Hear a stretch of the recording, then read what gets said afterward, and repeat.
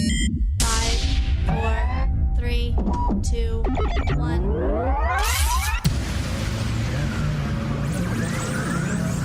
Ready. Just relax and enjoy the ride. In crowd, 815. In crowd, 815. In crowd, 815. In crowd, 815.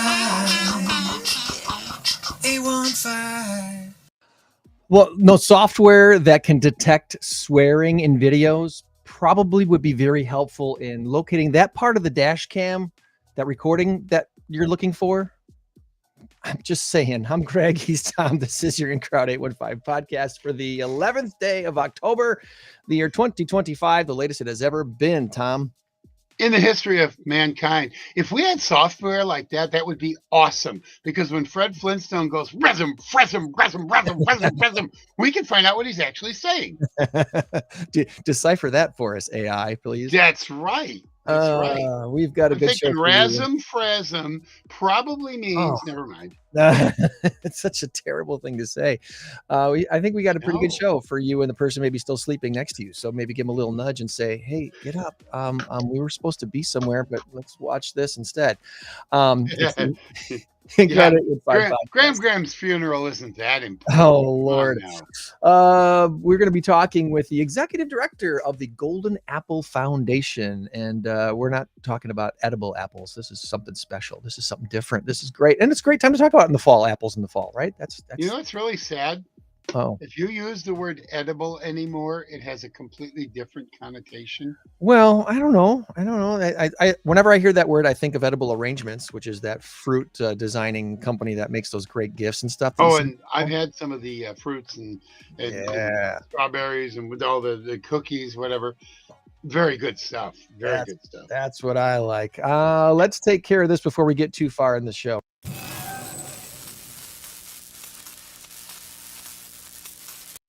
It's our big number of the week, and our current race to 10 has me out in front, 8-5, 30. How did that happen? I know, right? I've had a good couple of weeks. You know here. what? You know what, Greg? You are valking away with this thing. I'm glad You're never going to live that one down. I'm glad never. you've given in to my use of the word vulking. Yeah, your fake word. It tricked me on. 33 million is the big number of the week this week. Is the answer 7 to 6. is the answer battery or box office? Go ahead and do a Google search for it. See if you can find it out. See what's your favorite search engine. Look up 33 million and see if you can find the story from the last week or two. I don't think the story is much more than 2 weeks anyway. It was about a week. Well, I've already sent mine in, so this story had something to do with something that actually happened last weekend. There's your big hint for this week. How about that? There. Yeah. So anyway, we'll give you the answer at the end of the show. 33 million and play along. At some point, we're going to give away stuff playing this game. I could give someone a t-shirt if they get it right in the comments. Maybe we could randomly select somebody who gets it right in the comments and give away not this shirt, but one of the t-shirts that I normally wear on a Saturday morning. wash it first, please. I don't know. People kind of like that body smell thing. Oh, God. Kidding. Just kidding. I've got a t-shirt laying on the floor somewhere. Oh, there it is. Let me scrape it up off the floor. I can give this one away. Here's a really good shirt to give away. There, go Cubs, go! This is a big day, man. This is a big day. Yes. Before we get to our guest, at the end of the show, we'll talk a little Brewers Cubs. We'll talk a little Packers. I'm sure. Yes. I do want to give some quick shout outs this morning and a thank you to Chelsea over at B103 for having me on the morning show recently to talk about our contest, our mass karaoke trivia contest, which is coming up on November 13th. Really, really excited because as of yesterday, only one spot remains for teams to play for their favorite not-for-profit. We have 11 teams signed up and we only have room for 12. So who will be the 12th and final team playing for a $5,000 grand prize for their favorite not-for-profit? who's going to be? Who's it going to be? I can't wait to find out who's it going to be. And we got some great sponsors who are helping us put this all together. And I wanted to give a couple of them a shout out this morning too, because I've shouted out a bunch of them before. But welcome to Shane Worley, the marketing one, for jumping in and helping us out. Also, Lucas Blackmer, the Waterman, who's also helping to make things happen. Our newest sponsors of the Mass Karaoke Trivia Contest, November 13th, 7 p.m. at Tabala Event Center. You're going to want to get your tickets. And they are early bird special right now for just $15. If you go to our website, go to incrowd815.com and you'll find all the information there. Yeah, we're jazzed. We're very, very jazzed. Also, a shout out to Next Rockford. We had a great meeting at Life Decisions this week and met with Carla Red, the chief of police here in the city of Rockford, getting some updates on what they've been doing to fight crime and how things have been improving. And they're hiring. You might have seen their commercial on TV. They're hiring. They're trying to find good young people to be police officers, and they're having some success with that. So I think you and I should try. Oh Lord, no, that's not as that is not the profession for me. I know that. So that lasts about 28 minutes. Right. Yeah, that's not for me. I got a couple of clients who are police officers, and you guys are awesome. I thank you for what you do. Absolutely. And then one other quick, risk their lives every day. And exactly. You don't never know what's going to come around the corner, and they gotta deal with that. And the funny thing is, the two worst things they do are traffic stops and domestic violence. Exactly. I mean, that's the scary part right there. You never know what you're going to get when you're walking up to that car. That's right. So, and then we had a great Rockford linked lunch yesterday where Jay Bryant talked about AI for small business and some aspects of AI that probably some of us hadn't thought of before, and how he's using it for data. It's really, really interesting. He's with Mint Collective, and thank you to Jay Bryant for presenting at our Rockford Linked lunch yesterday. All right, let's get to our guest. Our guest is a part of something pretty darn awesome called the Golden Apple Foundation, and she is the executive director of this a wonderful organization we're going to learn about today. Jennifer Stark, welcome to the In Crowd 815 podcast. Good morning. Glad you're able to join us today, and we want to learn all about you before we get into GAF. Do you ever call it the GAF? No. No, because that would I don't like gap. it, honestly. If you want to shorten it, it's the GA. The GA. Yeah. All right. That makes sense. So, all right. So before we get into all things GA, tell us about yourself. Where did you grow up and go to school? Sure, absolutely. And you know what? I feel like the sun is coming in my sunroom in a weird way. It's changing the lighting in your room. It's changing the lighting. Just So 15 minutes ago. That's okay. Within 3 minutes, 5 minutes, it'll be at a different place. You'll be fine. We can see you. We know you're there. Okay, it's better. Okay, so I grew up in Caledonia, Belvedere area. Went to Belvedere High School. Lovely little childhood. Fun fact, I actually grew up in the Boone County Poor Farm. It was started, I don't know, 150 years ago or something. And that's way back when like a woman would become widowed, or, a fire would happen at somebody's house. The community kind of took care of each other. And so there was the Poor Farm where families would come work in the farm, work in the kitchen, and then live there. Isn't that kind of cool? That is. It is, actually. Yeah. And so we lived in an old farmhouse. I was a little girl. I got to I'm an avid reader. I used to read in big old trees and have lots of cats and dogs. And so it was a great place to grow up. Went to Caledonia Elementary School. Back when it was 200 kids, it's now a really big school, but that's how old I am. It was a little school back when I went to the country school. So yeah, it was a great childhood.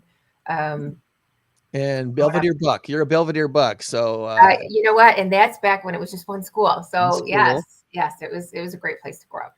You were there during the Pottinger years when they had a and I went to school I actually went to school with the Pottinger kids. Because was there like 6 or 8? I mean, it was a big family. And so rode the bus with them, lived in the same subdivision with them eventually, because I moved from the little farmhouse to the subdivision as I got older. What was Coach Pottinger's first name?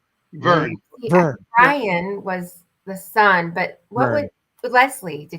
Was it Leslie Pottinger? No, Vern. Vern. The Okay. coach's name. Tom got it right. Yeah, because I worked for a radio station back in the day, and we broadcasted high school football games every Friday night. And I remember Stan Bringle, the late great Stan Bringle, rest in peace. Oh, Stan is my friend.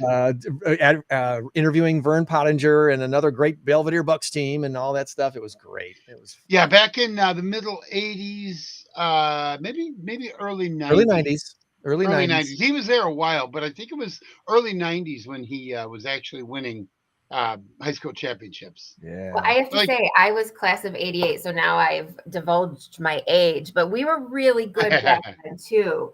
Back in high school, yeah, great football team. We had already done the math on that anyway, so don't worry. I'm a class of '88 too, so that's right. Not Belvedere, class of '88. It sounds so long ago, but it's really not that long ago. That's right. No. We're just kids. Keep telling yourself that. I was class of yeah. I was class of '80, so I'm 8 years older than both of you. You I've can't got us see by a few years. So after high school, was college in your plans, or what did you do after high school? You know what it was? I did it my own unique way. I tend to do things that way. So it took me 13 years, but I got through Rock Valley College, brought my kids with me sometimes to school, but did end up graduating from Rock Valley. I think it was 2003 or something. So I was a late bloomer in that regard. But yes, Rock Valley graduate, 2003. From a Belvedere Buck to a Golden Eagle, because it was probably still the Golden Eagles no. It would have been the Trojans at that time. Well, no, in 2003, was it still the Trojans? You know, I was an adult learner, at that time, so I wasn't so much into the sports. So, but I'm pretty sure. I don't remember what year they changed their logos and their mascots and stuff. But so, all right. So post college, a little bit of career capsule. What ended up bringing you to Golden Apple Foundation? I got into nonprofit when I was 29 years old, kind of fell into it at the March of Dimes, was there for 13, 14 years. Loved it. I just loved that people part of the nonprofit lifestyle and doing good in the community, where I could come home and feel great about. People used to ask you about the March of Dimes. How did you describe the organization? What does the March of Dimes do? Because I think there's a lot of confusion with that. Oh, sure. Yeah, no, it's a great question. So March of Dimes was started way back in the 30s with the polio epidemic. Helped with collecting funds to create those really important vaccines. And matter of fact, in Belvedere, they did a dime crusade, March of Dimes, right? And so there was a mile of dimes down State Street in Belvedere, where the community, children, all came together and said, we're going to have a mile of dimes. I don't know how much money that turned out to be, but that's a lot of money back then in the 30s. And so that's how the March of Dimes started, was crusade against polio, helped to the Salk and Sabin vaccines, helped to create that life-saving polio vaccine. You probably all remember the stories about the sugar cubes and different things with children lining up at school, eventually to get shots. And so really life-saving. They then switched over to infant health and prematurity. And when I was there for approximately 14 years, that's really their focus, was on infant health and fighting prematurity. 1 in 8 babies at that time, maybe the stats have changed a little bit since, but were born prematurely. So, a lot of advancements to help those babies survive and thrive. So it's a great organization. It's shifted a little bit here locally when I was here, and actually why I left was we had local offices here in Rockford area, and they shifted more to a focus into Chicagoland. Sure. So it was a little bit of a shift, but they're still healthy and strong and thriving in Chicago, just not here locally. Okay. So 14 years of the March of Dimes, they shift their focus to the suburbs, and you're like, I'm staying here. So what did that lead you into next? Well, and I have to tell you, working for them, I appreciated that the amazing things you can do as a national organization, but it really made me, because just truthfully, and they know this, I was I was sad that that local presence had Yeah. shifted to Chicago. And so I Yeah. said, you know what, my next nonprofit career change, it needs to be local. And so that's what I looked for. And I landed at Golden Apple Foundation because I knew I wanted to go to an org that made the needed decisions for that nonprofit locally. And so I started in 2016 here at Golden Apple Foundation. So I've been here about 9 years. And I knew the org because I had nominated teachers. My two children at the time, and now have three, but two children at the time had gone to Rockford Public Schools. And I knew the importance of recognizing fabulous local teachers and supporting them. And so that's really what intrigued me and how I got started.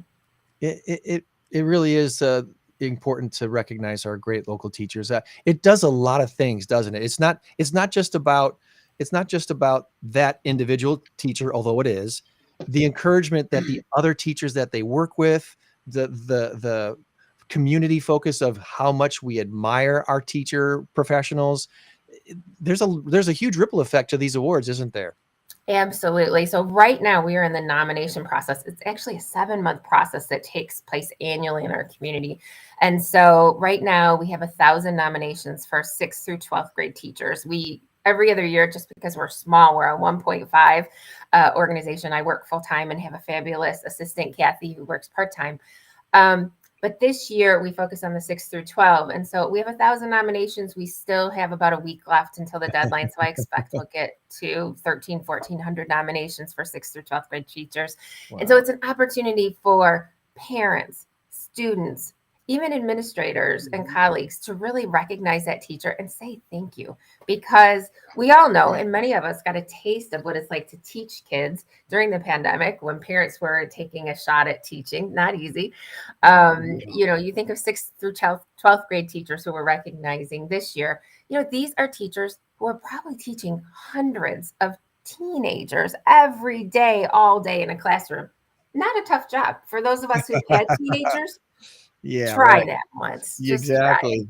So I've subbed before, so I have a whole different level of respect for. What grade did you sub?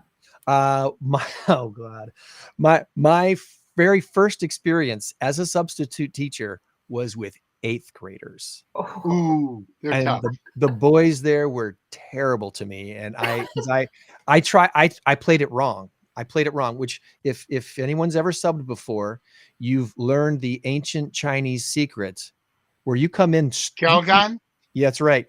You come in tough and strong, and then you relax and you can be nice. You can't come in nice or they will walk all over you. And I thought I was going to play nice, cool guy, here's the guy. I can relate to you boys. Nope.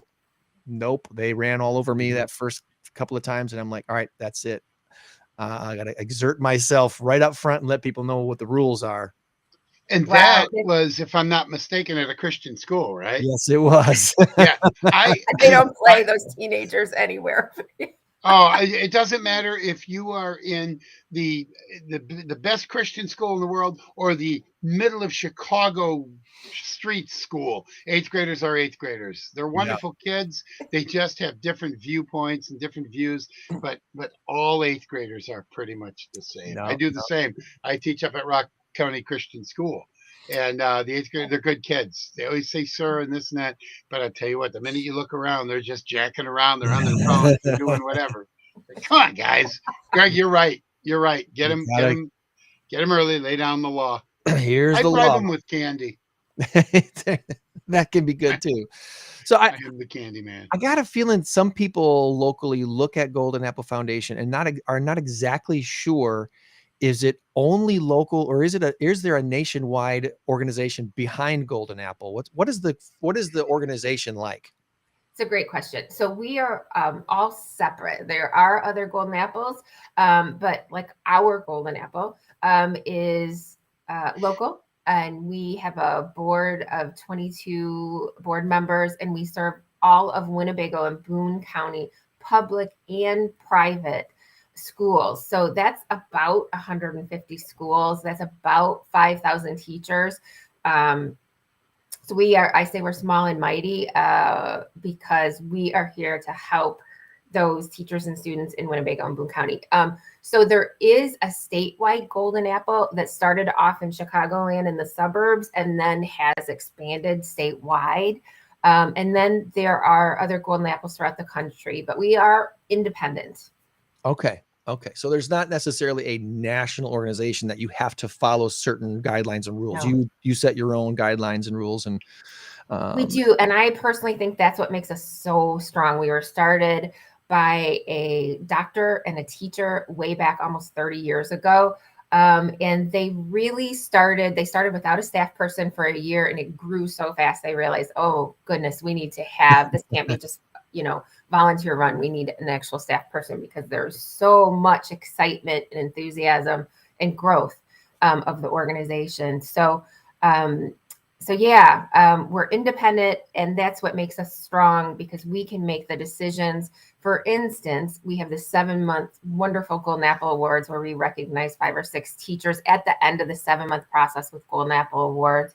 And we can talk more about that, but we also give out grants. And we found, we always did some grants, which were for resources for teachers in the classroom, but we saw post-pandemic, teachers have more needs than ever for these resources. So we've been able to expand that program, and we're going to give out $65,000 in grants to Winnebago and Boone County teachers, about 72 teachers next month. And so that's a really exciting program that we love. We've been able to focus and expand on that in these last 5-6 years.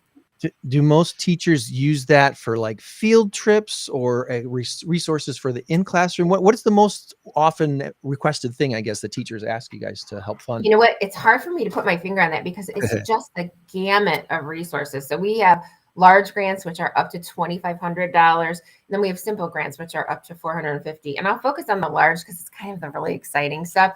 So yes, there are field trips. We have a teacher at Froberg Elementary who's going to be able to take his students to Shed Aquarium and also the planetarium in Chicago. And these are mostly low-income students, and he's going to be able to take them there to really expand on what they're learning in class. So that's $2,500 to bring those students there, give them that wonderful experience. And we're so excited about that. Then there's a teacher in North Boone who is starting a really cool program to collect plastics and then have the business classes work with the special education students to create some jewelry and then sell it within the community. So they'll be collecting this plastic and then, creating a good to sell. So really innovative, cool things. And using 3D printers, I think, in that process too. So, really cool, innovative programs. We have actually at Kickafers, an entrepreneurial school. They are going to start podcasting at their school, and we're going to provide the equipment for that. So there you go. Yeah, really cool innovation. I could go on and on. I'll tell you about one more. At Guilford High School, there's a couple of teachers that asked for a 3D printer so that they can create models of like a heart, of cells, of DNA that then students can see firsthand. It's like, first of all, they're going to build it, basically. They're going to print it, and then they can see this model to really help with their learning. And they're going to save money because otherwise they'd have to buy that stuff. So really cool.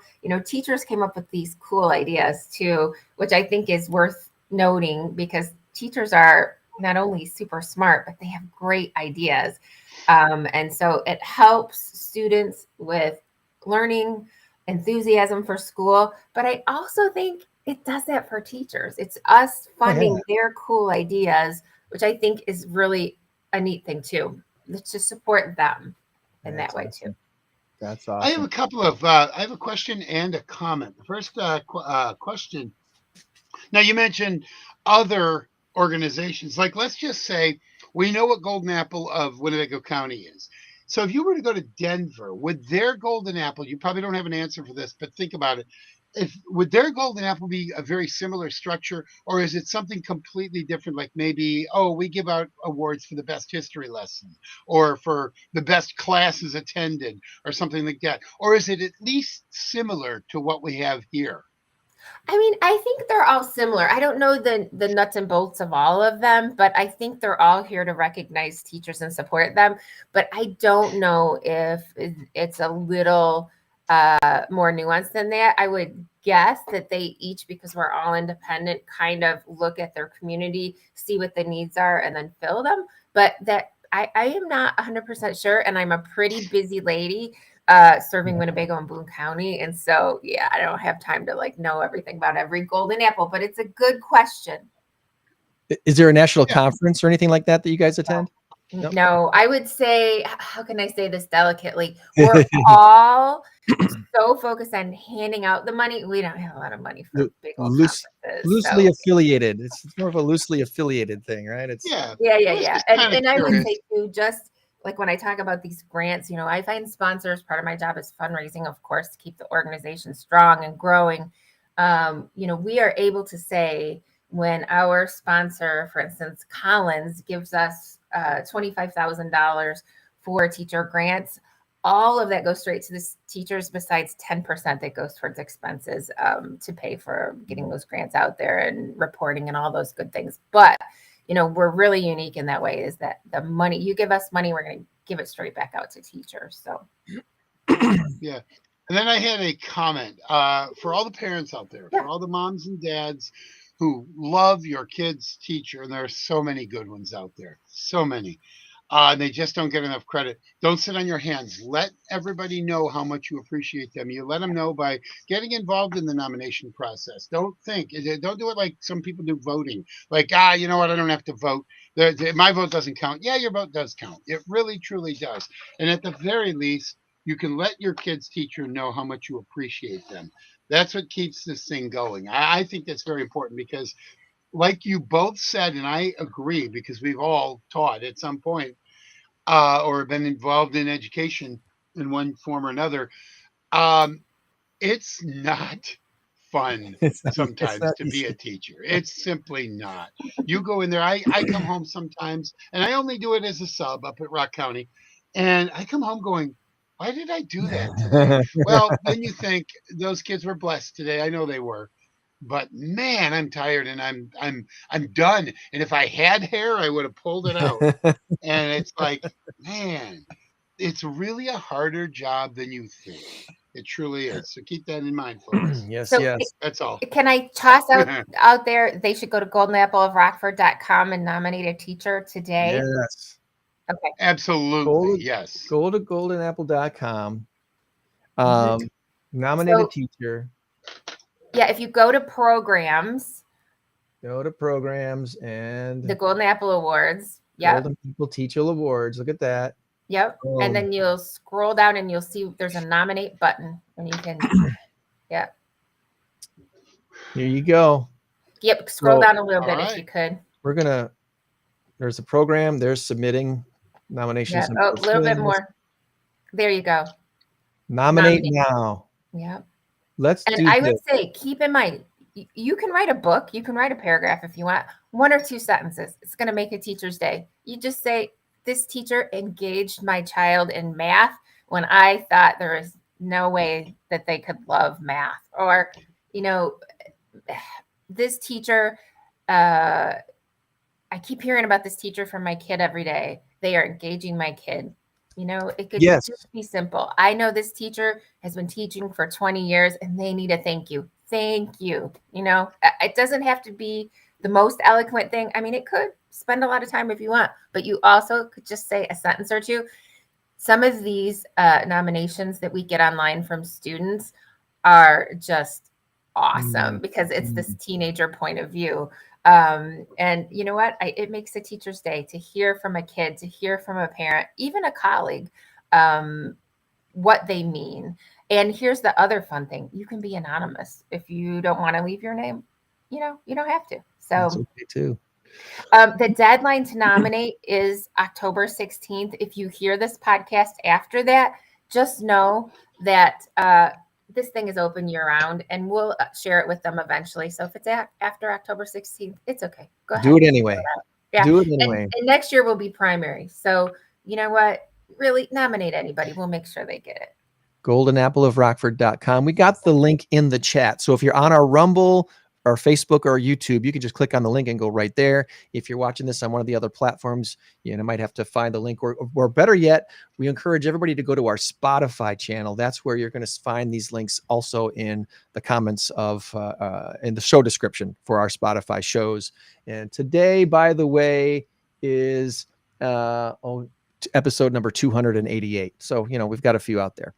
I always like to make sure to ask, is there any volunteer opportunities for people to plug into Golden Apple that you can help have people help your organization help recognize teachers? Absolutely. We have them year round. For instance, last month we brought a fresh Golden Apple from Schnucks and a thank you card to every teacher in Winnebago and Boone County. And so that takes dozens of volunteers to show up at Schnucks, pick up their apples on a certain day. There you go. You got it. You pick up the apples, you deliver them to school. It just takes an hour or two, makes an impact on teachers. And it also kicks off this nomination process. So I'm always looking for volunteers to do that. You'll see this picture of teachers here who are interviewing teachers. So this next part of the process is we will pick 20 finalists from Winnebago and Boone County, teacher finalists. So then we need volunteers to both interview them and observe them in the classroom.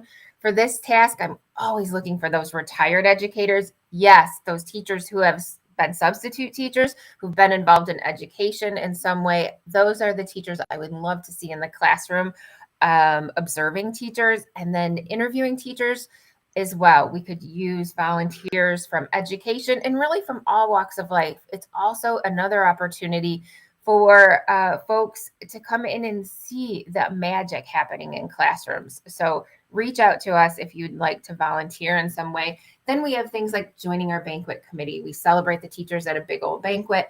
Love to have you do that. And I also need things like, I have a lot of volunteer opportunities. Selling city tins. I hope we get a chance to talk about our Rockford City tin, which highlights local restaurants in the area. I need people to help me sell those in the community too. So I got to tell you, you have some time. I have a volunteer opportunity for you. That's definitely the next direction I wanted to go, because my wife and I think this is the third or fourth year that we've got our city tin. All right. And we love our city tins, and they've gotten bigger and better every year after year after year. The first one was nice. And we would have gotten it again anyway, but then it got bigger and more. And this year there's all kinds. I didn't count them all. 20 something, 29, I think, different things on here. Yes, there's 29 coasters, which is a record. Actually, when we put it together, we wanted to go for 30 and we couldn't even close the lid on the city tin. And so we're like, okay, it's going to be 29. So this is what it looks like. It's this really cool tin. And inside it are 29 coasters, and you get $10 off at each and every place. So when you think about this, it's a $290 value. It's the easiest purchase of the year. It's the easiest purchase of the year. My wife and I just used our Alchemy one this week. Isn't Alchemy a great restaurant too? Here's how we use ours. You see how many we've scratched off. So what we'd often do once or twice a month, I'll call my wife and say, hey, is it a city tin night? Yeah, spin the wheel. So we spin the wheel. And, if it lands on something we've already done, we'll spin it again. But, we spin it, we go use it. And that way we have this spontaneous little date night that we, instead of agonizing over what restaurant we're going to do this week or this month, it's like, okay, boom, we got it done. And I didn't want to feel left out. I made my own city tin. Yeah. You need one. Mine's got Taco Bell, McDonald's, Burger King, Wendy's. No. You know what? This tin is all local. I like some of those places, but I got to tell you, the super cool thing is we're a local organization. Every single place on this tin, there's 27 local restaurants. Yes. And then 2 super cool gift shops. We've got Dragonfly and Co. and Porch, both cool places where you can go use your coaster and get $10 off your purchase of $30 or more. This is important. If you buy one Oh, today, I know. I'm not making light of anything. I'm just never serious. it's okay. You know what? I've noticed this about you. You're a real card. Oh, thank you. Ace of spades. And so, King of hearts. you know, if you buy one of these today, it is good until the end of 2026. You have 15 months to use them. You know, it's a good thing you brought that up because I was thinking these all expired by December of this year.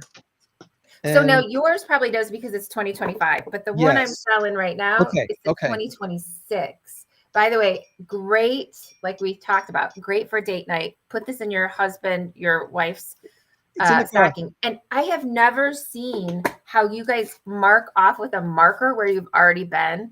I think that's so cool. It makes it a whole lot easier to go, oh, did we already use that one? Yeah, we already used it. We crossed it off. So yeah, so ours are good through the end of this year. Yeah, you're right. Because we bought this early. We bought this last year.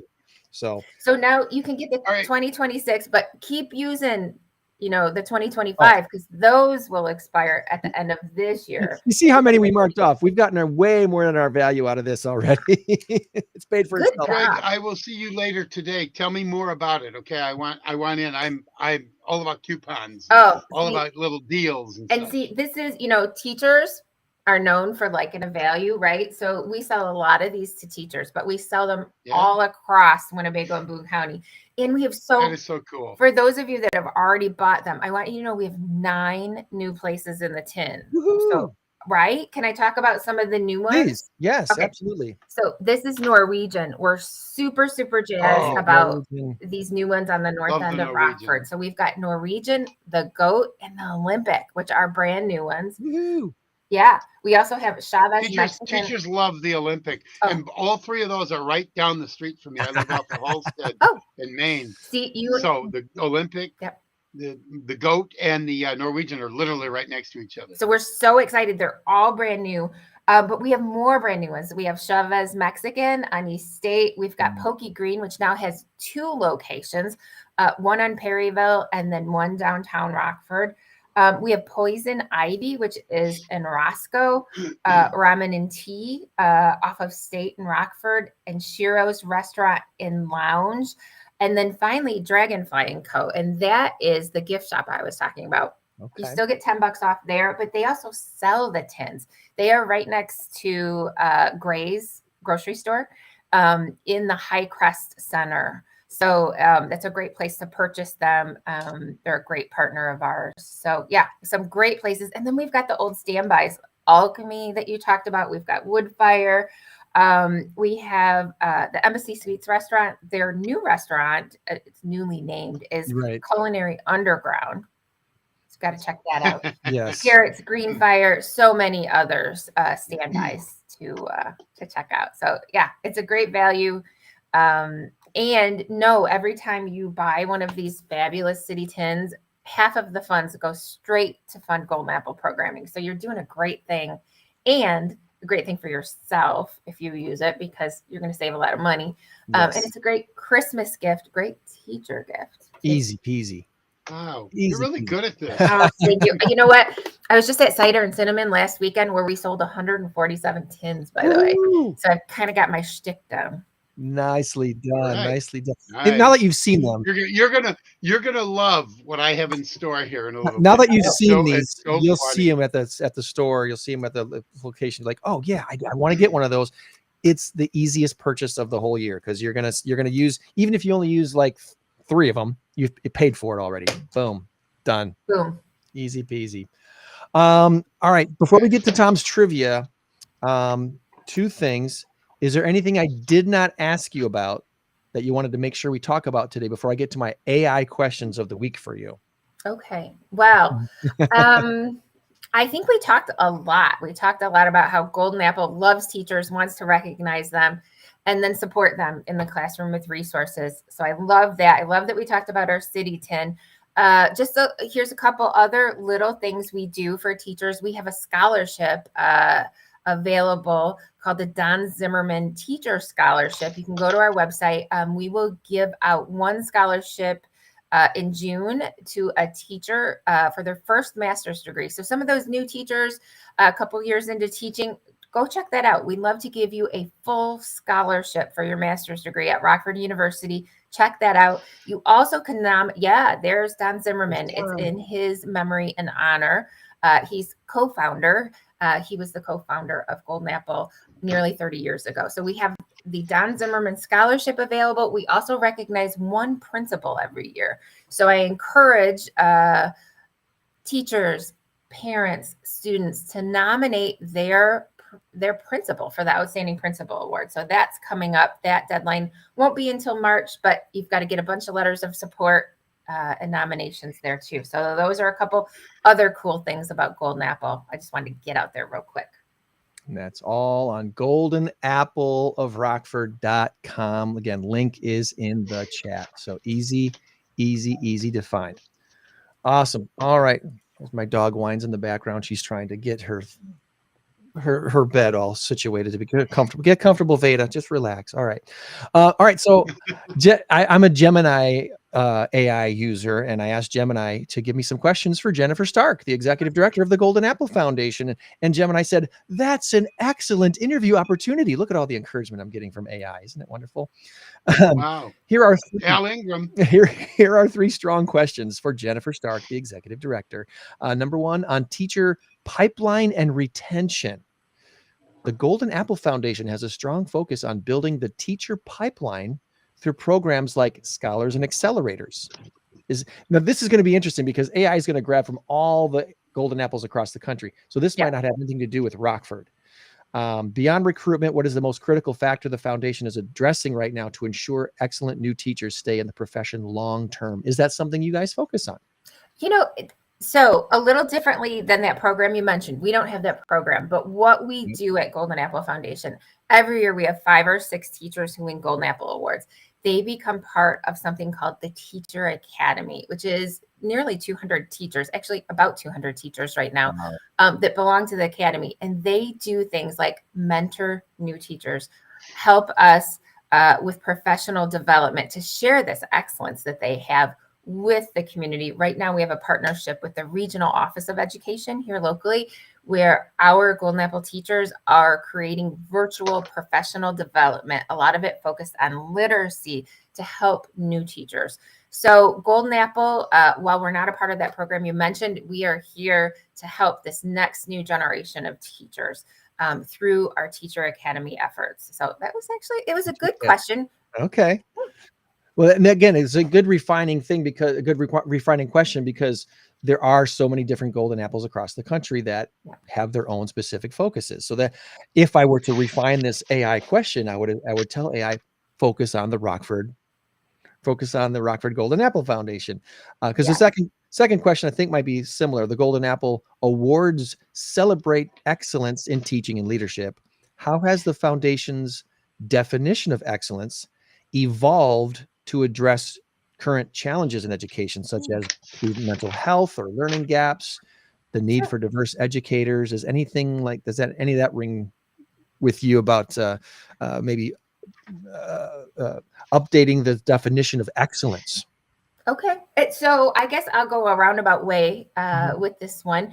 So, we look for well-rounded teachers that are impacting students in many ways. So I would say in the selection process, we do look at that social emotional side, which teachers, especially post pandemic, as you both know, is so, so important. And so in our Golden Apple selection process, that certainly is part of that process. And then I would say too, in our grant program that I mentioned, we are trying to address that for teachers by also giving out grants for mental health and for social emotional type of resources. For instance, through the years and also this year, we are supporting teachers with calm down corners, things for when a student is overwhelmed in the classroom, particularly in the primary levels. There will be a place where they can go regulate their emotions and get to that place where they're ready for learning again. So things like that, Golden Apple supports through our grant program.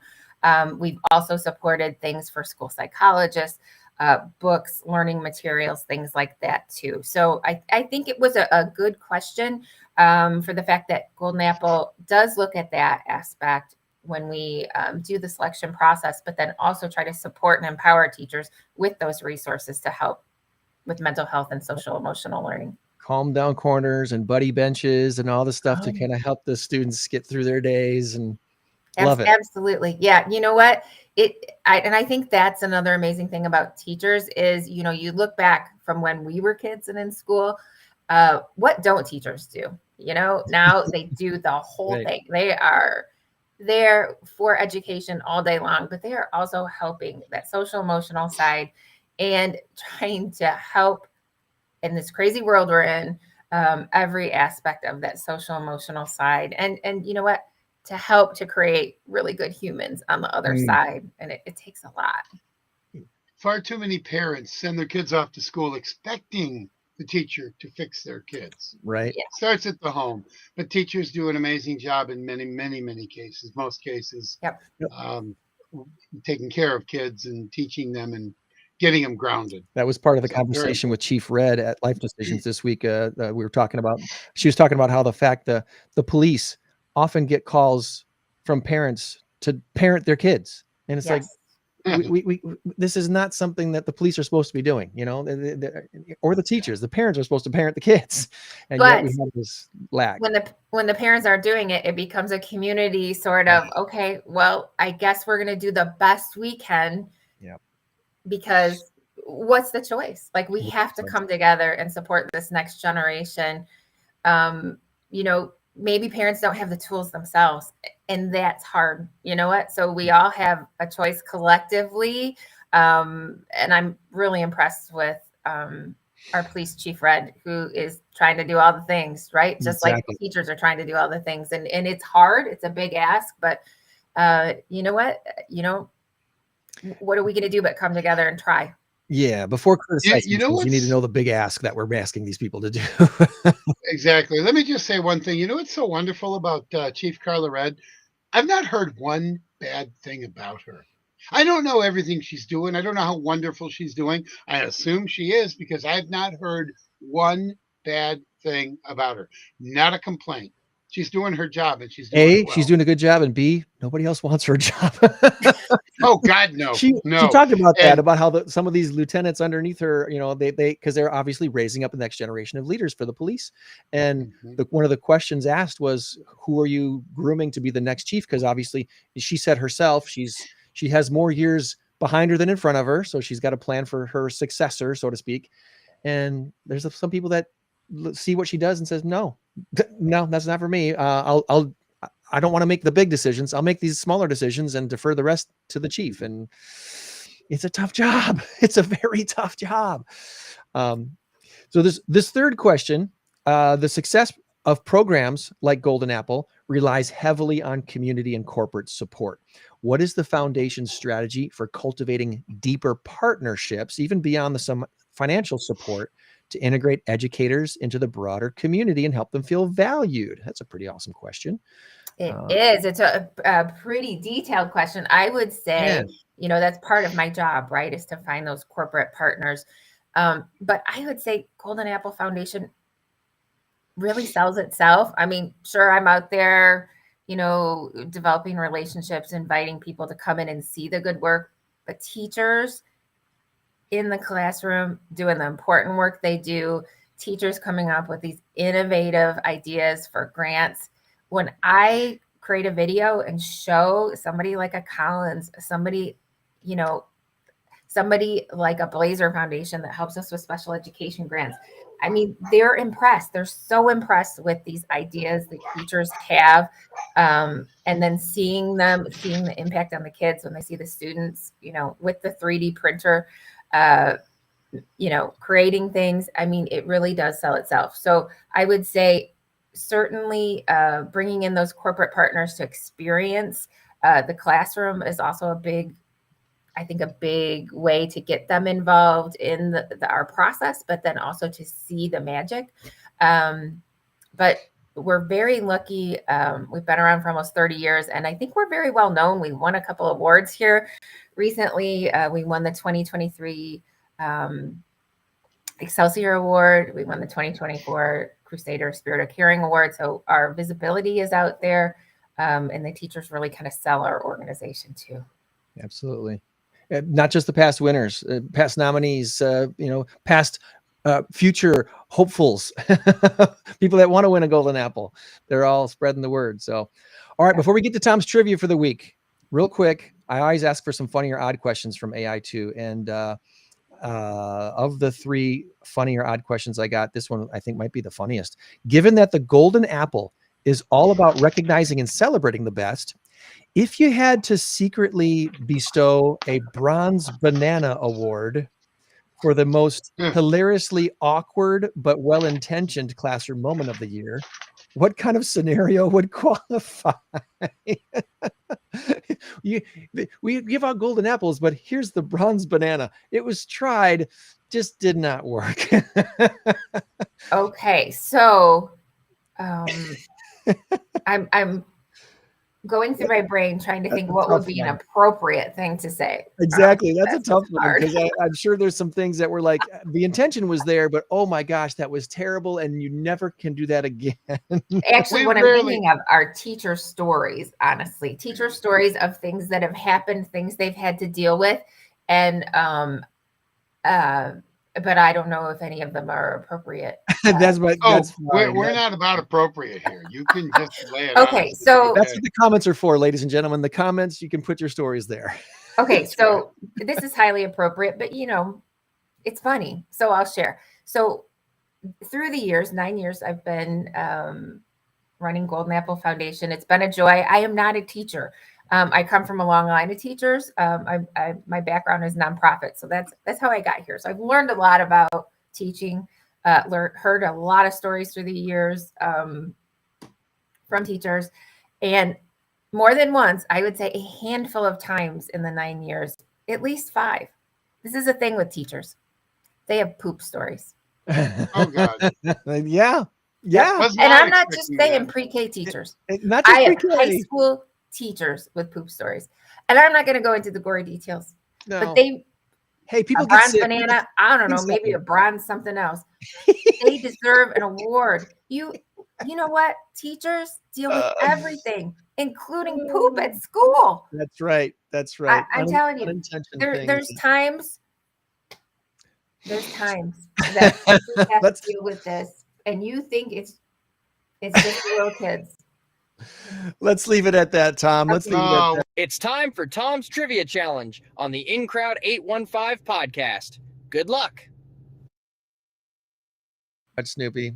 All right, that was for you, Tom. Thank you. There he is. He is the star of the show, Mr. Snoopy, right there. Snoopy Doop. See that? Look at that guy. Thank you, Greg. This is a You're gift welcome. from Mr. Greg, by the way. Yeah, that's cool. Tom's Trivia Challenge. Tom's Trivia time. Like that. All right. Are you ready, Jennifer? Oh, sure. Are you ready, Greg? Bring it on. Bring it on. All right. So when I write these quizzes, I sometimes will think, okay, we'll have 3 or 4 people. There's only 2. So I'm glad 4 of the 7 are multiple guests. So, and the other ones are pretty easy. You should not have any trouble. I say you are going to knock it out of the park. All right. All right, Jennifer, are you a baseball fan? No. Okay, I love your honesty. That's awesome. All right, Gregors, you have free reign to answer this question. Mm-hmm. Oh, no problem whatsoever, because him and I kind of talked about it earlier. I didn't give him the answer, but No, I didn't really give I him don't the know what you're question gonna either. But I know you'll know the answer. Okay, here we go. First question is a baseball question. Last night, this American League team punched its ticket to the American League Championship Series, or the ALCS, and will face the Toronto Blue Jays for a chance to go to the World Series. Which team won last night's game?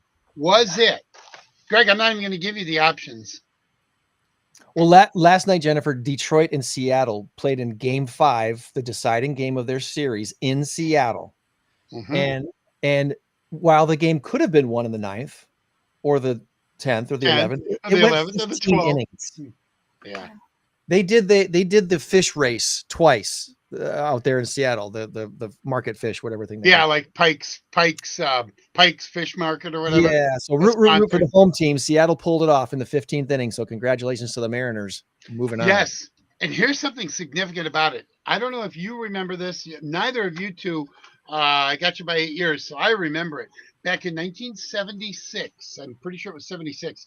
The Mariners and the Toronto Blue Jays entered Major League Baseball Oh, that's right. They as came in at the same time. expansion teams. They came in Yeah. at the same time. Yep. And they're now going That's to a good face trivia off question. That's in a great the trivia question right in there. the yeah, maybe I could incorporate that into karaoke trivia. Anyway, so yes, Seattle Mariners. What a game it was. What a game. What a game. All right, you're 1 for 1. All right, which motel says we'll leave the light on for you? Is it Motel 6 or Red Roof Inn? You know what's funny, Jennifer? If you hadn't given me options, I would have said Super 8. But I know it's a number, so it's Motel 6. Okay. All right. Yes, you are correct. I would have said, isn't that Super 8? No, Motel 6. All right. So Roy G. Biv is actually an acronym for the colors of the rainbow. Who created the acronym? Was it Sir Isaac Newton or Albert Einstein? One of them guys did this? Yep. Once again, Roy G. Biv is an acronym for the colors of the rainbow. Who created the acronym? Was it Sir Isaac Newton or Albert Einstein? I think Einstein. Do you think? I have no idea. I've never heard this before. I've never. Oh, heard you've this never heard this? You know what Roy G. Biv I know Roy G. Biv. I never heard who invented it. What I was going to say, when I made the question, I was going to say, who is Roy G. Biv? And it's funny because my college instructor, Dr. Tony Alexander, he said he used to put it on his tests. Who is Roy G. Biv? And kids would say, "Oh, he studied with Freud, in the late 1800s or whatever." Roy G. Biv, of course, is the colors of the rainbow: red, orange, yellow, green, blue, indigo, violet. Anyway. Okay. And so, what is your guess? Einstein. Going with Einstein. I'm going with Sir Isaac Newton. Oh, the Apple guy. Should have went for the Apple guy. Oh, I should have went with the Apple guy. Come on now. All right. Trivia math. Add these 3 together. Come up with your answer. Should be pretty simple. All right. So 3 parts to this question. Number 1, the 4 numbers in the address of the White House. Number 2 is number of ounces in 1 cup. And number 3, Jackie Robinson's baseball jersey number, only major league number retired. Okay. So Jackie Robinson's number is 42. I know that one. 16 ounces. 16 ounces in a cup. Oh, wait, no, 8 ounces. Right? What, 1 cup, you said? 1 cup? Yes. So 8 ounces in 1 cup. And then what was the first part? The 4 numbers in the address of the White House. Pennsylvania Avenue. 1600? 1600. So the answer is 1650, Tom. Bingo. Woo-hoo, Bingo. I'm impressed by us. I forgot 1600 Pennsylvania Avenue. I knew the street, but I forgot the number. So I needed that for sure. See, these baseball things. I did not want to make it too difficult. So yeah, I'm glad you guys got. When you got 3 pieces to the puzzle, all you need is to not know one of them, and it messes you all up. So I know that's why I gave you all 3 that were pretty easy. Nice. I thought they were, but anyway, okay. So here's one you're gonna love. Back in the day, a certain department store would offer up a blue light special, and everyone would make a mad dash to the certain item offered at a discount. Which store was it? Kmart.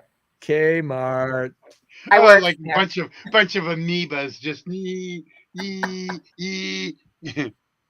Once upon a time, kids, the store was an important place. The department store was an important place to go once or twice a month, to get the supplies that you needed for school. And who knows what else. Kmart. We used to go to Kmart and we just wander around for an hour. Yeah. Attention Kmart shoppers, over in our sporting goods department, you will find baseball gloves at 50% off. Look for the blue light and make your purchases then. And you have 10 minutes. And I worked in the deli. Yes. Kmart had a deli in high school. Yep. They did. Mm-hmm. You're right. Oh, that's so cool. The Kmart in Belvedere, was that the one over on 75 or not 75, 20 that heads over to 70, not 75, 76. Yeah. It then became a Shopco. Was that the Kmart? Yeah, and it had pizza. It had Little Caesars pizza, right? I think I so. think so. One I of think those so. pieces. I spend a lot of time in Belvedere, but I'm not a Belvederean or whatever. You're not a Okay. buck? Is what? Yeah, You weren't a buck like me?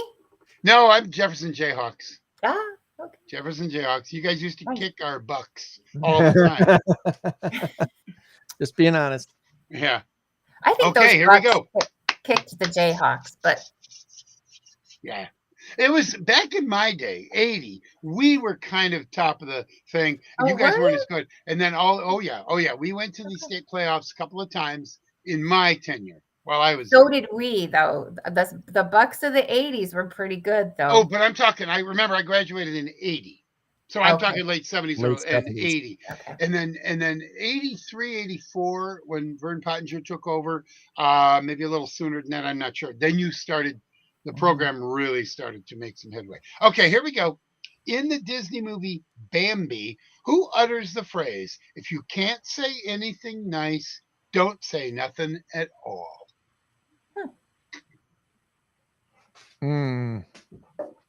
What was the name of the rabbit? Bumper? Bumper. Let's go with Bumper. Thumper. Thumper. Thumper. Thumper. Thumper, yes. Thumper. Ah. If you can't say nothing nice, don't say nothing at all. Yep. Thumper. Very good. You guys are 5-1. 5-1. The final pièce de résistance. Look, the cat. Final The question. cat wants to help with this one, Tom. The cat wants. Oh, all right. Come on, Atlas. Meow once for A, meow twice for B. All right. So, Jennifer, I said a little while ago, I said you're going to love this last question because it's a cool little tie-in here, sort of. There is a Rock Valley Pub Trivia Tournament going on later today at the Embassy Suites Hotel in downtown Rockford. The building, which was built in 1912 and now houses the hotel, was originally built for what in 1912? Was it Amrock or Barbara Coleman? Barbara Once again. Coleman is south of there. Yeah, So that's got to be Amrock. I think so, too. So I don't need to do it once again. Is that your final guess? Yeah. Are you absolutely sure? 90%. Not absolutely. You're not 90. You're not 100%. No. Are you sure you don't want to change Oh, it? no. I'm kidding you. You got Okay. it. It is. It is. You had mentioned the Embassy Suites. Mhm. That's what it was. That's what it was. We are at, yes, very good. We are at the Culinary Underground today. Oh, nice. That's where we're going to play. Now, this is for those of you listening. It's private event. It's the trivia that Greg and I play. It's the one that I host. I'm not the host. I'm actually playing today. Greg and I are going to play on the same team. But it's private event. It's for the people that play in the Rock Valley Pub Trivia League. So Cool. Wish that us is it. luck. You guys. Oh no! We'll have a good team Wish us today. luck. It'll be a fun time. So, We will have a good. well, I hope you enjoyed being on with us today, Jennifer, and we would love to have you back again, especially to promote next year's nominations and such, and whatever other fundraising events you have. Buy a City Tin, everybody. Buy the City Tin. You're going to get your total value out of this thing. The 2026 one that she has right there that's now available is great, and I'm looking forward to getting that one. We have a few more to go through on this one yet, but yeah. It's those fun. So my little City Tin won't work, right? You Dropped it. I don't don't even know buy what it is. Tom's City Tin. Buy Jennifer's City Tin. Okay. And yes, I had a great time. Thank you. This was you made it a conversation, which I think is the fun way to do an interview. So Well, you're pretty awesome. You're a very good ambassador for Golden Apple. thank you. Yes, I you appreciate are. it. Yes, you are. Thanks for all you do, and we'll keep in touch with you. All right, Jennifer? Thank you so much. All right, bye-bye. Bye.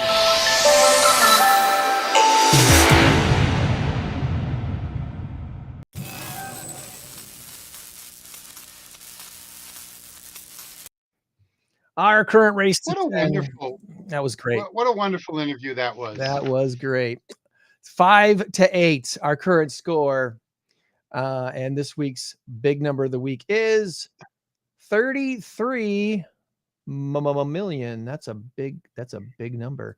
Have you put your guess in the chat, everybody? Let me see. I did. Any chat guesses in here? Any chat guesses over here? I don't see any chat guesses over there. All right. It's rigged. It's rigged. It's always rigged. It's rigged. Let's see. You gave me your guess. Let me remind I us did. answer. Caption, change the score. So the the company that makes a lot of electronics, is it Logitech or Logitech?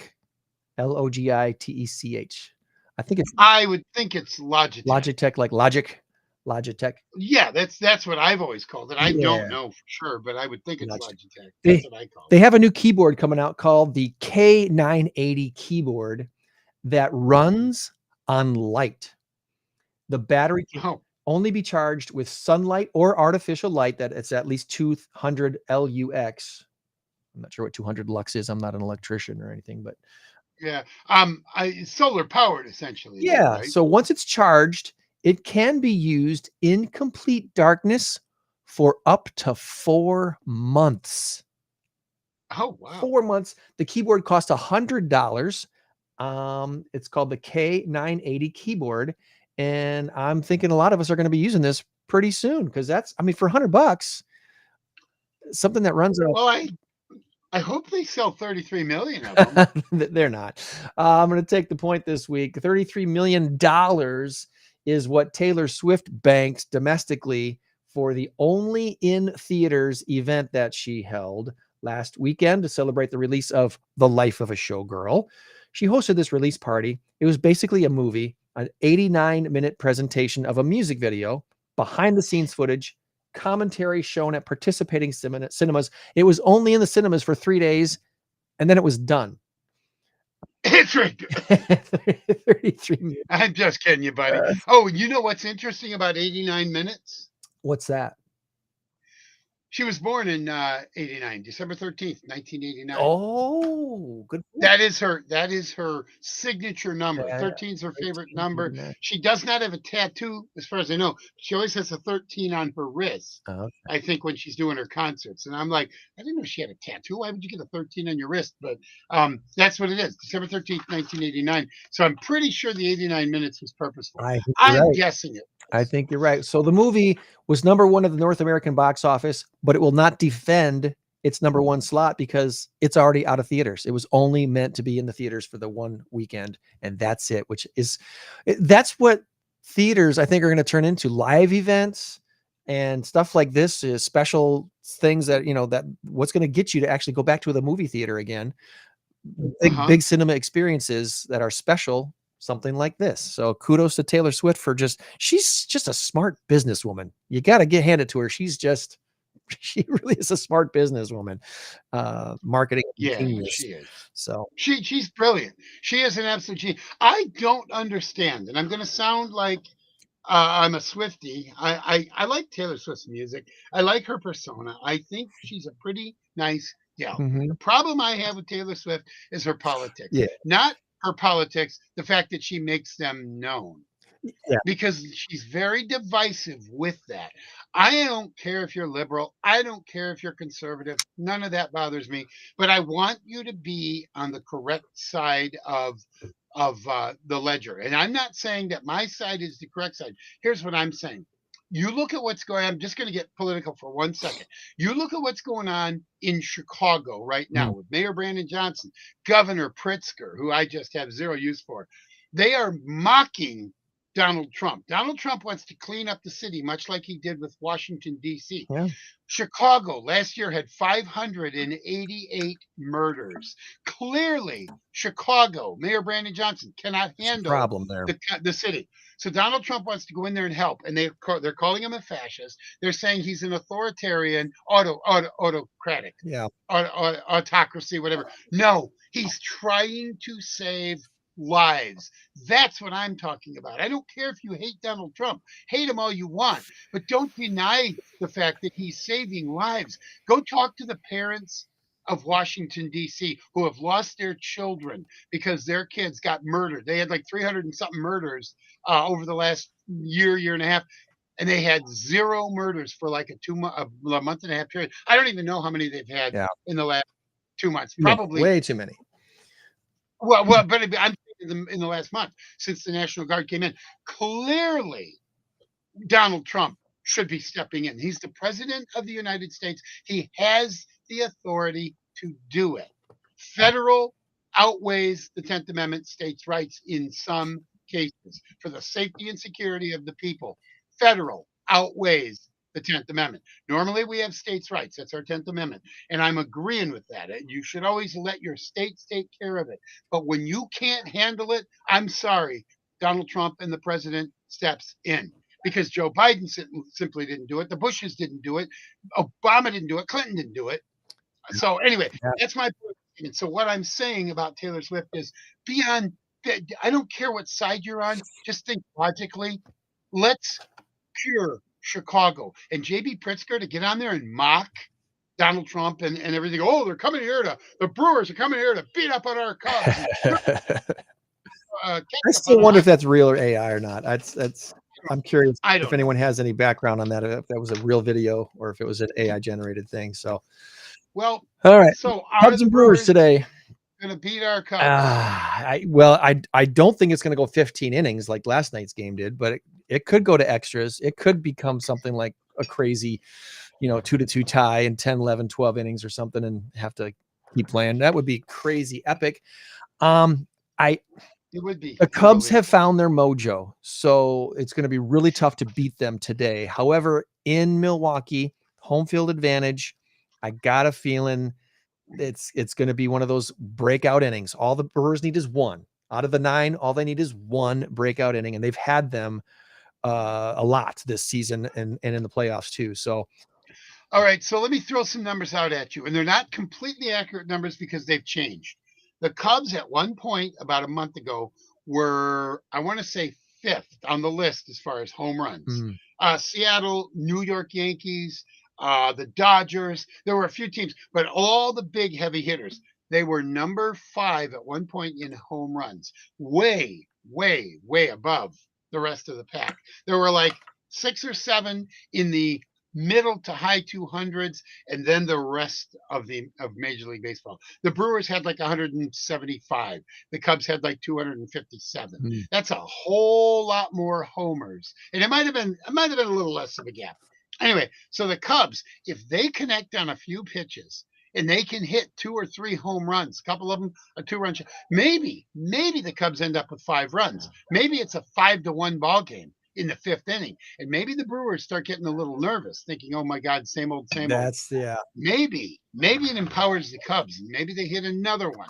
Maybe they get a couple timely hits. My biggest issue with the Cubs is that Craig Counsell is so married to sabermetrics. Sabermetrics does not work because he will go away from what you should be doing, and that's managing from the gut. Sometimes you just got a feeling that I got a fast runner on first base. I'm going to send him on a 2-1 count because he's not going to want to try and throw a slider or a sinker for fear that a bad pitch might go in the dirt and then you're going to get a stolen base. So he's going to want to probably try to or I said that wrong. On a 1-2 count, you would want to do that. Send him because he's not going to want to throw a bad pitch. He's going to want to try and strike him out. So that's what I'm saying. He might waste a pitch. He might try to waste a pitch. I don't even know. I don't think they've announced the starters yet. I was looking for something online to say who the starting pitchers are. I don't think they've announced them yet. Well, my buddy was thinking it might be Imanaga, and I hope to God it's not Imanaga. Well, and that's just this is going to be one of those things where both of these managers are going to be patchworking together this quilt of pitching to make it work. Because I don't know. I thought Freddie Peralta had their best chance of getting them over the hump, and he didn't have it. So What's going to happen? So the Brewers are using it's typically like a bullpen day, they call it. Yeah, and And what they mean by that is you're going to be relying heavily on your bullpen. And everybody is fair game today, even oh yeah, Matthew Boyd. oh yeah, If he had to come in and he pitched 2 days ago, 3 days ago, you everybody's don't want on to deck pitch a today. pitcher with. Everybody's on Yeah. deck today. So I wouldn't be surprised if even Mizorowski, the kid with the 104-mile-per-hour fastball, I wouldn't be surprised if he pitched the first 2 innings or something as a closer starter, if you will, just to kind of, shut down the first 2 or 3 innings and then go back to Quinn Priester again, maybe, because he had a very, very short outing. He got bounced in game 3. Yeah. Anyway. Well, the problem with Craig Counsell is his starters don't work an awful lot because he's pulling them in the 5th or 6th inning every game, sometimes 4th inning. But that means the bullpen's getting a lot of work. So I'm hoping that the day off yesterday did some good. Well, we shall see. I'll be looking forward to this game today. What's it? Yeah. First pitch? It's 7 o'clock, 7:08. 8. So what I was trying to say earlier that I completely butchered was this. I'm going to sum it up real quick. Basically, this is going to come down to subtle nuances of Greg Counsell calling for a stolen base at a certain time. Figure out the matchup, figure out the count, figure out what he's going to throw. In other words, if he's likely to try and waste one and throw a slider or whatever because he's got 2 strikes and only 1 ball, that's when you would want to try to attempt a stolen base. That's what I was trying to say. It came out all wonky and wrong, but that's what I'm trying to say. And I don't know as if Craig Counsell can do that, because there was a time about a month ago when the Cubs needed to get a runner over. They had a guy on second with nobody out, and they were down 2-1, and they needed to get him over to third, and he bunt him over. And what happened was, I believe it was Ian Happ. He struck out, and then the next batter flied out or whatever. Anyway, ball game ended 2-1. So Craig Counsell doesn't manufacture runs very well, and that's the job of a manager, among other things. Yes. I'm getting some updates from the Knicks Wish, by the way. They're having your loss was our bigger loss. Right. The Knicks home run is taking place right now at the Sports Score and off of Riverside there. So shout out to Knicks Wish and the Knicks home run today. All the participants there making that happen. Wanted to mention before I forget to, Restoration Celebration and Open House is coming up October 14th. That's this week. That's today's the 11th. So that's Tuesday night. Yeah. Rockford Rescue Mission having their Celebrate Life Recovery graduates from 6 to 7 p.m. It's an open house. And at 7 o'clock, it's the Restoration Celebration.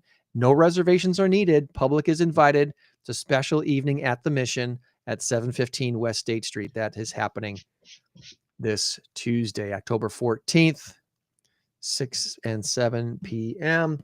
Wanted to make sure I shouted them out this week real quick. And then there was one other thing that I'm forgetting this week. What was the other thing, Tom? I'm going to remember it later and go, wow, how did I miss that? It's not in crowd, is it? Well, in crowd is coming up the last Thursday of the month. So that's not this week, but there was something else. Oh, Tinker Swiss Cottage Trunk or Treat is tomorrow's October 12th. Right. Yeah. That's from 1 to 3 at Tinker Swiss Cottage Museum and Gardens. So bring the kids out for that. That'll be really fun. 1 to 3 at Tinker Cottage Trunk or Treat on Sunday, October 12th. Well, that's kind of early. That's about 3 weeks, 2.5, 3 weeks early, right? There's a lot of these trunk or treat things that are a little earlier to make sure they can get them in because there's so many other things going on. There you go. I'll probably, next week, we're going to have a new not-for-profit on the show, Tom, that is fairly, I think it's only a couple years old. AED Rescue Connect was started by a local nurse here, Jacob Sundberg. AED Rescue Connect is looking to make sure they have a defibrillator in all key locations to save people's lives and make sure people know how to use them. So we're going to talk with Jacob about that next week here on the podcast. And I know you want to probably say something real quick about Packers football. What I wanted to say first on the AED thing, I would like everybody to clear their calendar for this next week. Clear. Yes, I would love to Absolutely. talk Green Bay Packers. The Packers and the football. Bengals, who just traded for Joe Flacco. The Packers I have to play against Joe Flacco again, which they had problems with. I'm no, they had no problems with Joe Flacco. They had zero problem. You look at the stats of his game. That was an awful game. The problem was the special teams for the Packers completely, uh, completely melted down. Rich Bisaccia needs to go. They had zero problems with Joe Flacco. Yeah. Yes, he won the game. They won it 13-10 on that last second field goal. The special teams had an awful game. Matt LaFleur called an awful game. Those two things will be fixed. We're in Green Bay. Joe Flacco will not survive the Micah Parsons entourage and onslaught or whatever. No, I believe it's going to be 34-13. I think it's going to be a 21-point victory. That's what I hope so. think. Oh, I hope so too. I hope so. So I'm just not worried about it.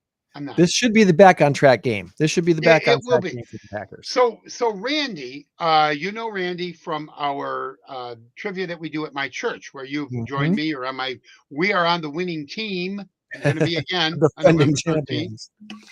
That one is open to the public, so contact Greg. He'll contact me if you want to know how to play. It's a non-for-profit. It costs $10 to play per person. It's a great thing we do. You know what? We ought to have Randy on the show. Talk about it. That would be cool. Yeah, talk about what the church is doing. Yeah, what's that? Talk about what the church is doing. Yeah, absolutely. We go to we go to northeastern Arizona to help with the Indian reservations, the Navajo tribes, probably the Cherokees. I think I'm not sure which. Navajo for sure. I know that much.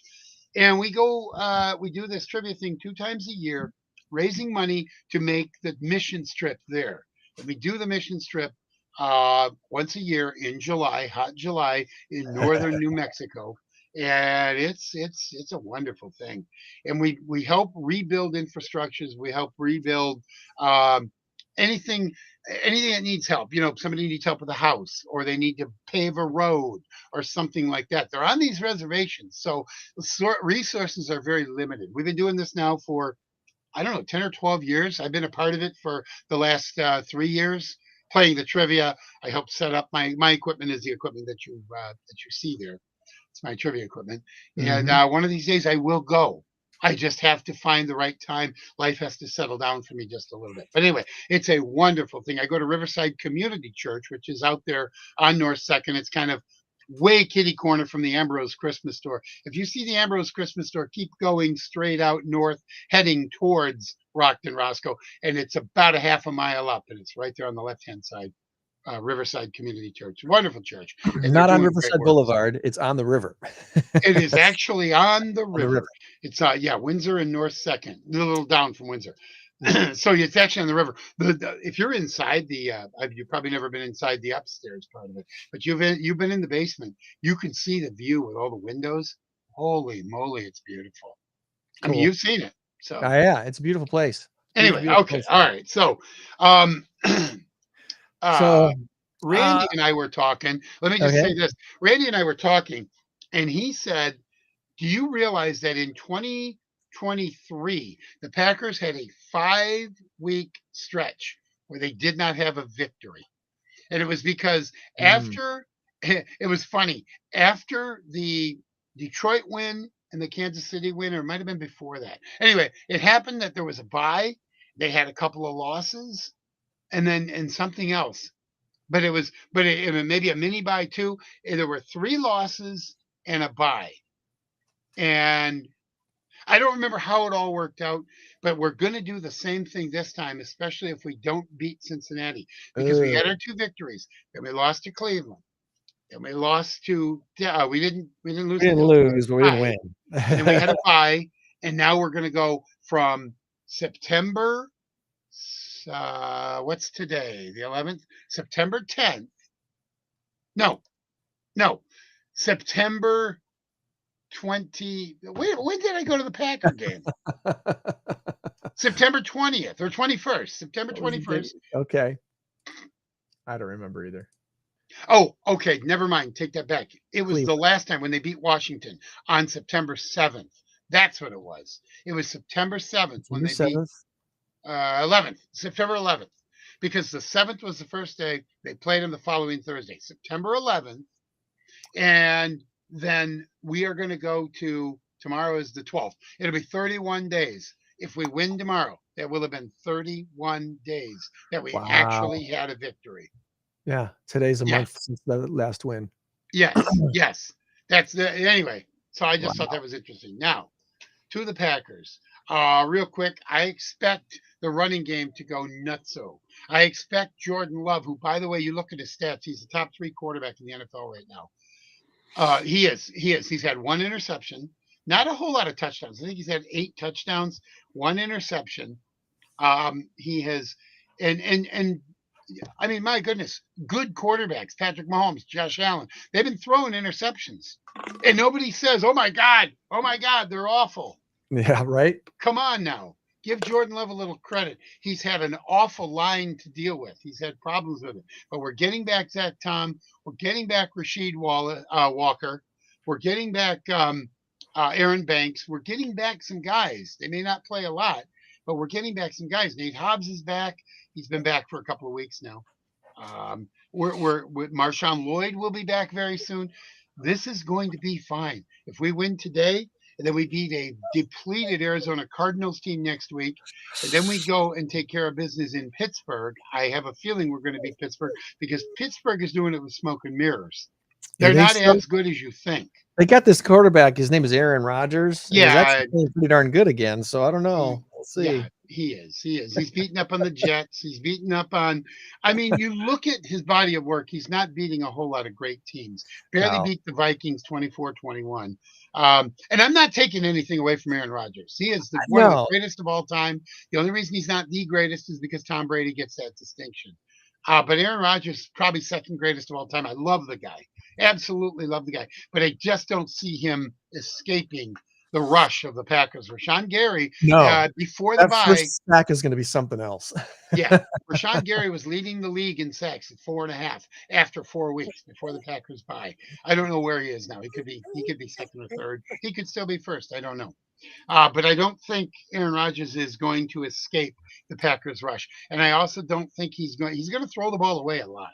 There's going to be a lot of 3 and outs, 4 and outs, whatever for Aaron Rodgers. But we're getting ahead of ourselves. We've got 2 games before that. Tomorrow's game, I think is going to be an absolutely come to Jesus game for the Packers. I really do. Forget about Joe Flacco. I'm not worried about Joe Flacco. He's not going to hurt the Packers. He just All right. can't. Because, one of the reasons, what is Joe Flacco's kind of claim to fame? What is the one thing he does well as a quarterback? They He call doesn't it get the flapped. moon ball. Yeah, What? he doesn't get flapped. He's unflappable. Well, you and are just- correct about that. You are absolutely correct about that. And that's a good observation. Where I was going is he's really good with the deep ball. He's got a really good arm, moon balls. But do you know why do you know why Xavier McKinney and Evan Williams have had only 1 interception between them this year? And maybe 2. I think Williams might have gotten 1. Because nobody's throwing deep on the Packers. Because you can't. That's why. They played Detroit. Detroit didn't go deep. They played Washington. Washington didn't go deep. They played Dallas. Even Dallas didn't go deep that much until late in the second half when they were able to. They were able to get some deep balls down there. The one to George Pickens. There was another one to Cavante Turpin. And those are what helped Dallas come back and essentially tie the game. I know Green Bay had to come back and tie it, but what sent it into overtime was the fact that Dallas came back and tied the game late in the game. So they don't throw deep on the Packers because you can't. If you're taking away the deep ball, you're taking away 80% of what Joe Flacco does. That's a good point. I didn't think of that. That is a really good point. So if the Bengals running backs are not having a good day, if the Bengals offensive line isn't having a good day, it could turn into a blowout. It could turn into a big blowout. Chase Brown is averaging the Cincinnati Bengals are averaging 61 yards per game on the ground. 61 yards per game. Not good. That's not Not good. good. And if you've got 19 to 20 carries, what is that? That would be about 3 yards a carry. A little less than that, maybe 2.8 yards per carry. Simple math there, quick math. I don't know. I'm close, but All right, I found what I was looking for. The Anavox concert. We talked to Anavox. that's right. That's next week. It's next Saturday night, and it is now a free concert. If you missed the announcement, they announced this week that their lead singer, Michael Corrin, is not going to be able to join them for this show. So they're still going to do Anavox music as a trio, and Land of Lincoln music, which was another trio that Rob and Nate were involved in. So Anavox music will be performed at this show, but now it's a free show, 7:30 at Rock Church, Saturday, October 18th. So that is what's happening there. Come one, come all, and be prepared to maybe make a donation. How's that sound? Come and worship, just go join in worship. It's going to be a great worshipful night. The Mass Karaoke Trivia Contest, November 13th. Again, we have only one team spot remaining. 11 teams have signed up. Only one remain. We have room for 12 teams. So I'm thinking I'm going to take that last spot. I have a teddy bear rescue, non-for-profit. Not gonna happen. Not gonna happen. Come on. So yeah, get your tickets to witness this thing. Early bird tickets are only $15. They're available now, and the not-for-profit that's responsible for the most ticket sales for this event wins $500. So when you buy your ticket for this event, you're going to get a drop down that says which not-for-profit are you going to support, and you have to choose one, only one. So choose one, and we'll announce the winner at the event November 13th. And then real quick, also want to remind you that our annual In Crowd 815 Christmas party and fundraiser is going to happen at the Ross Pearson VFW on 7th Street in Rockford this year in support of Vets Smile, the Veterans Smile program. So the dinner tickets for this are $20 a piece. You can buy a whole table for $100. If you don't want to do dinner, that's fine. You can still attend and be a part of the silent auction stuff that's going to be going on. So plan to join us on December 3rd. That's a Wednesday night. On the first Wednesday of December is when we typically have our annual Christmas party and fundraiser for In Crowd 815 this year, supporting Veterans Smile. So that is going to be so much fun as well. That wraps up all of the announcements. Oh, here's the flyer for the In Crowd 815 networking group event this month, the day before Halloween, October 30th. At Sunset Funeral Home and Memorial Gardens. And what I didn't realize until this week, Tom, 15 years ago this month, we were also at a funeral home for the In Crowd. Really? Yeah, a different funeral home here in town hosted us 15 years ago this month. And this year we're back at Sunset Funeral Home and Memorial Gardens. Wow. Was that when John was doing it or Yolanda? That was when Yolanda and Rebecca were running the show. Yeah, okay. 15 years ago. Because I vaguely remember that. Yeah, it was a while ago. That was a long time ago. We were at the radio station then. We were still on the radio at the time. That's right. That's right. Well, we were barely on the radio at the time. Wow. No. Yeah. Anyway, let's go. Let's go have a day. All right. We weren't. No, we weren't. 15 years ago. Well, I was at the radio station. I started in 07. I started back, so it would have been 12. For let's see, what are we at, 25? 2010. Yeah, we didn't start our show until 2012 or 13. 2013. Okay. So maybe I guess I don't remember that then. Well, I remember it because it was probably maybe it was Todd and Shannon I just vaguely remember something like that. Maybe not. Well, I do know this. Next week, Jacob Sundberg with AED Rescue Connect will be on with us. And remember, you change the world when you help one person. So be a blessing to someone today and every day this week. We'll meet you back here next week for another In Crowd 815. Bye-bye. Bye, buddy. Have a good one. We'll see you at trivia. 815 In Crowd. 815 In Crowd. 815 In Crowd. 815